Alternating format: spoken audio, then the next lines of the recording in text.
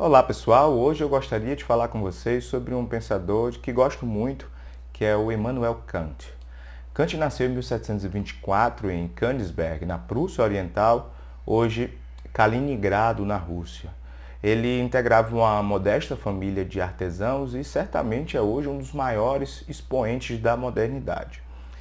A densa produção de Kant envolve, além do clássico Fundamentação da Metafísica dos Costumes, de 1785, três grandes obras do chamado criticismo, que é a Crítica da Razão Pura, de 81, anterior, Crítica da Razão Prática, de 88, e uma obra que é bastante difícil de compreender, que é a Crítica da Faculdade do Juízo, de 1790. Não há dúvidas de que Kant é um dos maiores pensadores modernos, chegando a operar na filosofia uma revolução que ele mesmo, isso é curioso, assimilou àquela realizada por Copérnico na astronomia. E de forma didática, a gente pode dividir o pensamento de Kant através de dois grandes macrotemas, né, que são temas que vão nortear suas principais obras. O primeiro é a epistemologia de Kant, ou seja, a sua filosofia da ciência, a filosofia do conhecimento. E o segundo é a fonte da moralidade, a ideia de imperativo categórico, de razão prática, enfim, fundamento da ética e também do direito. Então vamos começar pelo primeiro macrotema, que é a epistemologia de Kant. E aí a gente precisa mergulhar no clássico Crítica da Razão Pura, em que ele se dedica ao estudo da epistemologia, que, como eu já disse, pode ser compreendida como a filosofia do conhecimento. Alguns preferem chamar de filosofia da ciência, tomando a palavra ciência num sentido mais amplo. O professor Pedro Galvão, que faz uma belíssima introdução ao trabalho de Kant, em sua introdução à tradução da fundamentação da metafísica dos costumes, ele diz que nesse campo, no campo da epistemologia, Kant se propõe a investigar os limites do conhecimento humano, fazendo um exame racional das faculdades cognitivas humanas. E aí Kant vai dividir as nossas faculdades cognitivas em dois tipos de juízo: os juízos analíticos e os juízos sintéticos.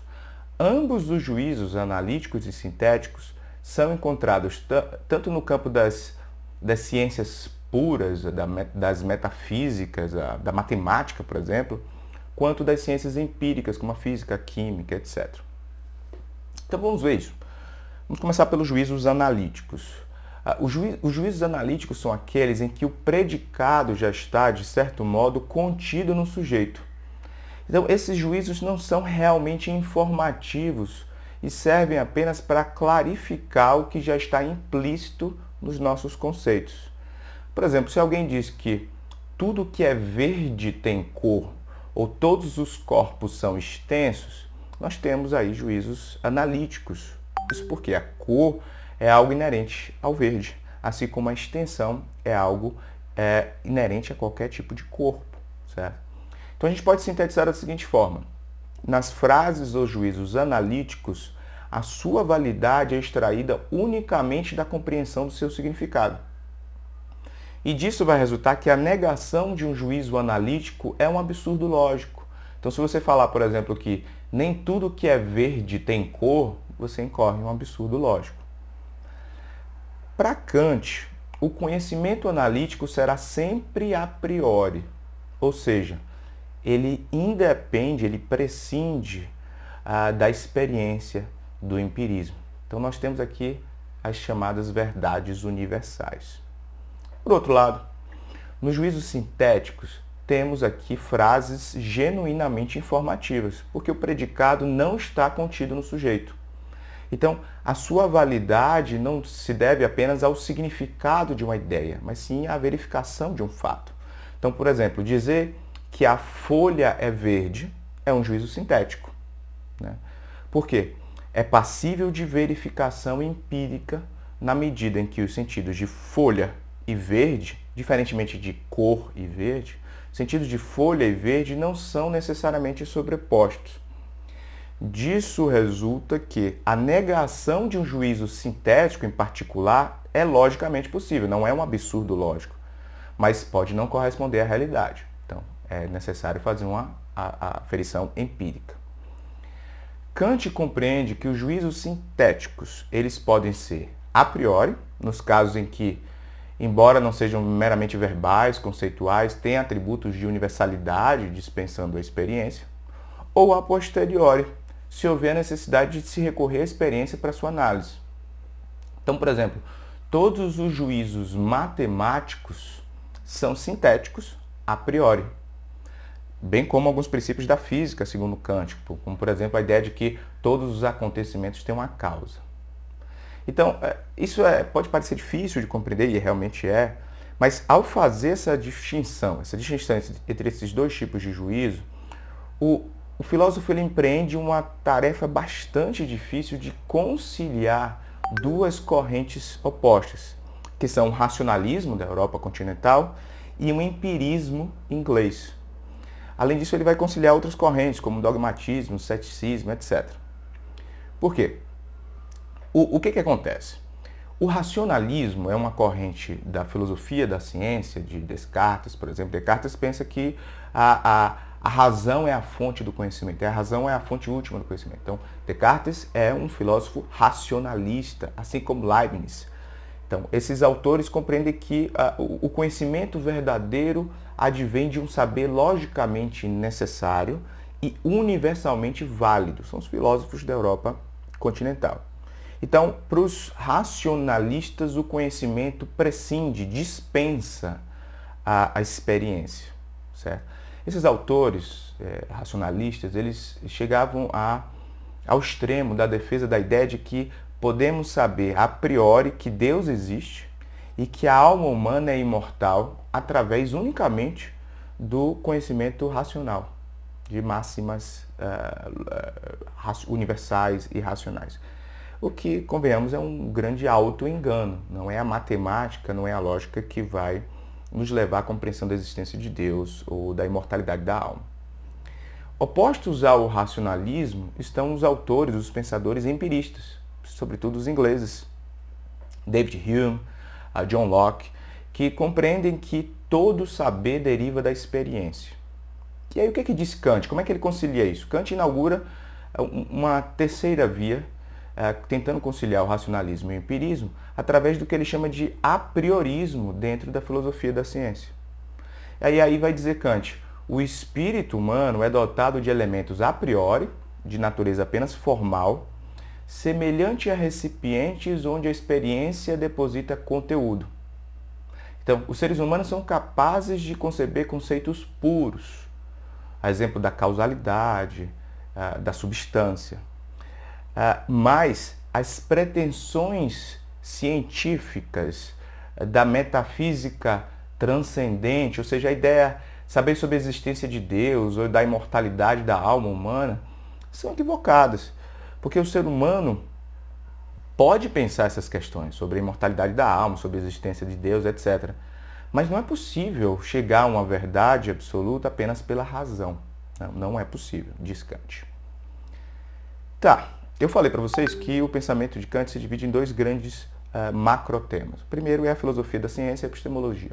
O segundo, nós vamos inaugurar agora, é a ideia da razão prática, da fonte da moralidade. E aí a gente precisa recorrer a uma segunda obra, que é a fundamentação da metafísica dos costumes. Então vejam, esse é o domínio aqui da ética, e o direito também vai aparecer aqui. No domínio da ética, Kant se destina a estudar a fonte da moralidade, que é a ideia de fundamentação da metafísica dos costumes, ou seja, qual é a fonte da moralidade? Qual seria o princípio supremo da moralidade? Essa é a questão que ele se propõe a responder. E aqui é a parte mais interessante do pensamento de Kant, ao meu ver. Porque, para isso, o autor ele vai rejeitando algumas ideias, algumas perspectivas que eram influentes na época. Por exemplo, de início, Kant vai rejeitar a ideia de que a fonte da ética ou da moralidade, a gente vai tomar aqui como sinônimos, ética e moralidade, seria a vontade de Deus. Né? Alguns filósofos da Idade Média vão defender essa ideia de que a fundamentação da moral estaria na vontade divina. Ele vai rejeitar isso. Kant, de igual modo, rejeita também o arbítrio de uma sociedade que cria o seu código moral sem um alicerce racional, ou seja, de maneira absolutamente arbitrária. Então ele vai se afastar, portanto, da ideia de que o princípio supremo da moralidade seja imposto por uma autoridade superior, como, por exemplo, Deus, ou mesmo uma autoridade exterior, como um mero arbítrio de uma sociedade. Esse autor, Kant, ele, seguindo esse caminho, ele vai rejeitar a linha contratualista de autores como Hobbes, Locke, Rousseau. Esses autores contratualistas compreendem tanto a ética como o direito como o resultado de um contrato social, um pacto feito pela sociedade com o objetivo de preservar alguns interesses, como a segurança jurídica, a paz. E como é que Kant vai rejeitar isso? Ele vai dizer que é incorreto reduzir a moralidade a um acordo mutuamente vantajoso. Então tá, se ele rejeita tudo isso, chegamos ao seguinte questionamento. Qual seria então o fundamento da moralidade? Alguns autores empiristas, como David Hume, eles, embora compreendessem a função teórica da razão no campo das ciências e do conhecimento, esses filósofos empiristas, eles acreditavam que a razão pode dizer em que acreditar, mas não pode dizer a nós como agir. Então a grande questão aí é saber se a razão pode fundamentar a ética. E os autores empiristas vão dizer não tem sentido dizer que a razão vai nos fazer chegar a pensar e a refletir sobre o nosso próprio comportamento. Kant discorda disso. Kant defende que a razão prática é a fonte do princípio supremo da moralidade. Então, consequentemente, Kant vai dizer que agir moralmente pressupõe que sejam seguidos padrões racionalmente estabelecidos por sujeitos livres. Disso se extrai, segundo Kant, que os princípios morais são universais, aplicando-se aos seres humanos de forma indistinta. Tá, mas qual seria, volto à pergunta, qual seria o princípio, o fundamento supremo da moralidade? É a ideia de imperativo categórico. O que é um imperativo categórico? É algo que é imperativo porque tem uma estrutura de ordem, de comando, e é categórico porque é aplicado de forma incondicional, apenas pelo fato de sermos pessoas racionais. Só que ele vai descrever esse imperativo categórico por intermédio de algumas máximas ou algumas fórmulas. E eu vou elencar algumas aqui que vão nos levar a essa reflexão. A primeira fórmula é a seguinte: atua de tal modo que a máxima de teus atos possa valer como um princípio de uma legislação universal.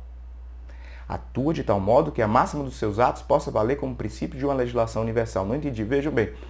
Essa lógica, essa fórmula indica que o comportamento de um determinado indivíduo será considerado imoral se ele não puder ser adotado por todos os agentes racionais. Então, se, por exemplo, você contrata alguém para fazer uma obra no seu apartamento e essa pessoa quer furar uma viga, um pilar, e fala, não tem problema, se só você fizer isso não vai dar problema, o problema seria se todo mundo fizesse, mas não é possível que todo mundo faça. Veja, isso é imoral, isso não é correto. Avançar num sinal vermelho não é uma prática moralmente aceita, diria Kant. Ainda que só você faça isso, supostamente sem causar prejuízo à sociedade, porque se todo mundo fizer, vai dar problema. A segunda máxima é: age de tal maneira que uses a humanidade, tanto na sua pessoa como na de qualquer outro, sempre e simultaneamente como um fim, e nunca simplesmente como um meio. É a chamada fórmula da dignidade. Essa máxima, ou essa fórmula, ela informa que a dignidade humana deve ser respeitada de modo que as pessoas não devem ser tratadas exclusivamente ou simplesmente como um meio. Percebam que o imperativo categórico não impede, não proíbe que as pessoas usufruam de serviços alheios, né? O que se veda é que alguém seja considerado exclusivamente como um meio. Então você não pode ser considerado exclusivamente como um instrumento, como um meio, exclusivamente, meramente, simplesmente. Porque isso equivaleria à escravidão. Por fim, uma terceira fórmula é a máxima de que as pessoas devem agir de modo a que, pelas tuas máximas, possa ser considerado um legislador de leis universais. Então, age de modo que, pelas tuas máximas, possa ser um legislador de leis universais. Essa fórmula compreende a ideia de que as pessoas devem agir seguindo princípios que exprimam a autonomia da vontade, em conformidade com a lei que a própria humanidade cria para se limitar. E aí, aqui no campo da razão prática, do fundamento da moralidade, Kant também tenta fazer uma distinção entre a moral e o direito. Porque, segundo Kant, a moral se ocuparia com o motivo da ação, né? Que deveria identificar-se como o amor ao bem, enquanto segundo o direito se importa apenas com o plano superior das ações, com os elementos exteriores, né?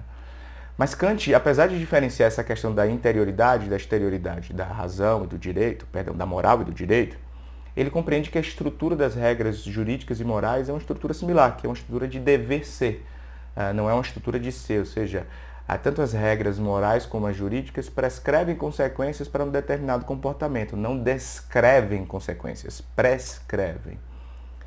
Tá bom. Ainda no direito, Kant também vai abordar um pouco a noção de justiça. E para Kant, tanto a moralidade quanto a justiça devem ser associadas à liberdade, mas não à liberdade de mercado, que, segundo Kant, envolve simplesmente a satisfação de desejos, mas sim uma concepção mais exaltada da liberdade. E aqui entra um ponto muito importante, que é a rejeição do utilitarismo. Porque o utilitarismo pressupõe a ideia de que uma ação é moralmente adequada, boa, correta, a partir das suas consequências. Então, um comportamento humano será considerado correto levando-se em consideração as consequências desse comportamento. O que pode nos levar a alguns paradoxos. Por exemplo, imagine que você tenta ajudar uma pessoa com deficiência visual a atravessar a rua, mas essa pessoa acaba sendo atropelada, você e essa pessoa. Vocês são atropelados. E aí, você tentou fazer uma coisa boa, você teve a melhor intenção, mas a consequência foi negativa. Isso é uma ação moralmente inadequada?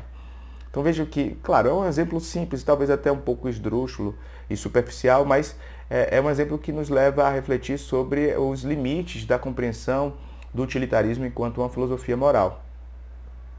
Então, Kant vai dizer que o fato de uma coisa proporcionar um resultado prazeroso para alguém não é suficiente para ser considerado justo, né? Tampouco a moralidade deve ser baseada apenas em considerações empíricas, como interesses, vontades, desejos, preferências que as pessoas possam ter em determinado momento. Fazer uma pessoa feliz, diz Kant, é muito diferente de fazer essa pessoa alguém bom, uma pessoa boa, certo? E é por isso que ele fundamenta a moralidade na pura razão prática. Ele chega a dizer que no utilitarismo, nós seríamos muito mais próximos de animais não dotados de liberdade. Ele diz, olha, quem busca sempre a felicidade, a maximização do prazer, são os animais. O agir moralmente correto, muitas vezes, significa se limitar, ser livre para pensar, olha, isso seria bom para mim, isso traria uma consequência positiva para mim, mas eu vou agir de forma contrária a isso, porque o correto é seguir um caminho diverso, certo? Então, o valor moral não pode se medir, não pode residir nas consequências, mas sim na intenção com a qual uma conduta é realizada. O que importa é o motivo que deve ser de uma determinada natureza, certo? Então, Kant, portanto, ele vai se contrapor a filósofos utilitaristas como Jeremy Bentham, como John Stuart Mill, entre outros. Meus caros e minhas caras, era sobre isso que eu queria falar. Essa é uma versão bastante resumida do pensamento de Kant, mas eu espero que vocês tenham gostado e desejo a vocês excelentes estudos. Grande abraço.